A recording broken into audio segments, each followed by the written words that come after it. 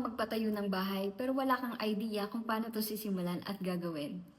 Ang video na to ay para sa'yo. Tara, pag-usapan natin. Step 1. Humanap ka muna ng lupa. Pero huwag basta-basta. Magpatulong sa real estate broker kasi sila yung mas sanay o expert pagdating sa ganitong bagay. At para sure na swak ang size at location ng property mo. Step 2.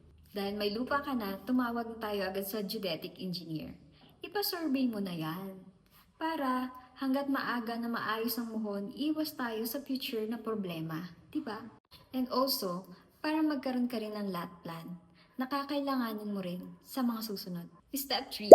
Kumuha ng mga professionals like architects and civil engineers para may magdi-design ng bahay mo. Hindi lamang pang IG feed, but also pang matagalan at quality.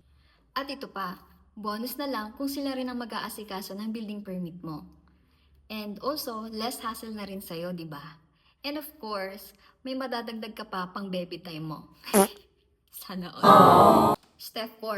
Permit secured. Congrats! Dahil dyan, panahon na para kumuha ng contractor. Contractor. Ay, naulit. Contractor. Pero seryoso, para ako na lang yung kausap niya, wala nang iba, di ba? Wow! Baka lang naman. Andiyan ang message button, i-click nyo na. Sige na, go. So, ayun, kailangan nyo talaga ng contractor para may magtayo ng bahay na.